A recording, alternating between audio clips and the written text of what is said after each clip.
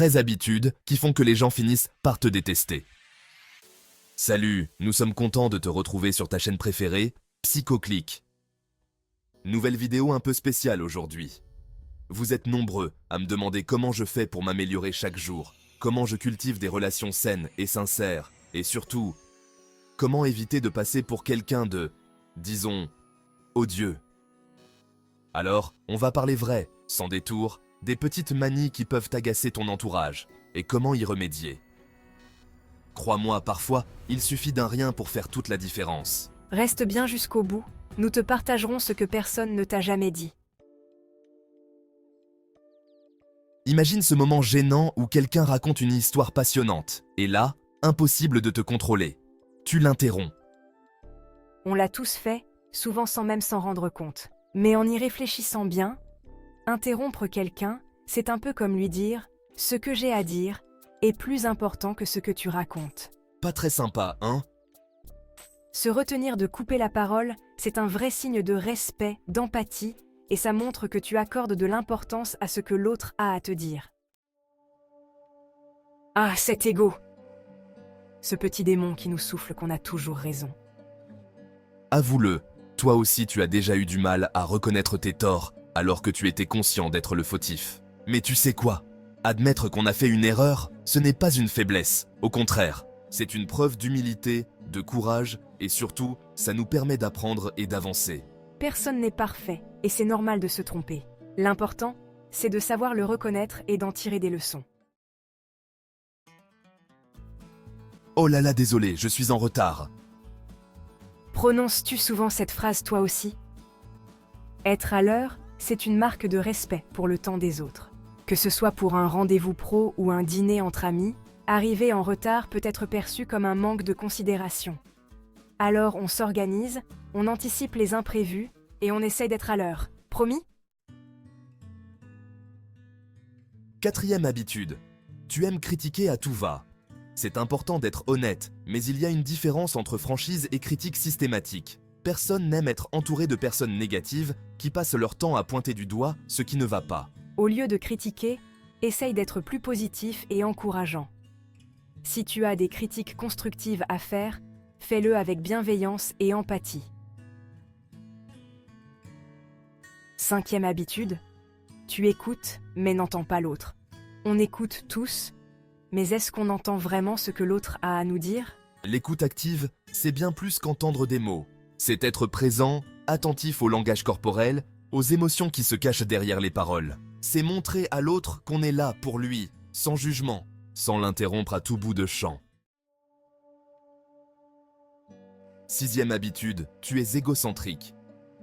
Ce petit défaut qui peut vite nous rendre insupportables. Quand on est égocentrique, on ne voit le monde qu'à travers notre propre lentille, sans prendre en compte les besoins et les sentiments des autres. Apprendre à s'intéresser sincèrement aux autres, à les écouter, à les comprendre, c'est la clé pour des relations plus saines et plus riches. Septième habitude, tu fais preuve d'égoïsme. Vivre en communauté, c'est savoir donner et recevoir. Aider les autres, ce n'est pas forcément faire des choses extraordinaires. Ça peut être tout simple. Donner un coup de pouce à un ami, être là pour écouter quelqu'un qui ne va pas bien, proposer son aide sans rien attendre en retour. La générosité, la solidarité, c'est ce qui fait la beauté des relations humaines. Huitième habitude, tu es souvent négatif. On a tous nos coups de blues, c'est normal. Mais être constamment négatif, se plaindre pour un oui ou pour un non, ça peut vite saper le moral de notre entourage, et le nôtre par la même occasion. Essayez de cultiver des pensées positives, de voir le bon côté des choses. Vous verrez, ça change tout. Neuvième habitude, tu ne respectes pas l'opinion des autres. Chacun a ses propres limites, ses propres besoins. Respecter l'espace personnel des autres, leurs choix, leurs opinions, même si on ne les partage pas. C'est essentiel pour construire une relation saine et équilibrée. Apprendre à dire non, à poser ses propres limites, c'est aussi une forme de respect envers soi-même. Dixième habitude, tu ne cultives pas la sincérité. Difficile de faire confiance à quelqu'un qui dit une chose et fait son contraire. L'hypocrisie, c'est un peu comme un poison qui ronge les relations à petit feu. Soyez authentique, fidèle à vos valeurs et assumez vos choix.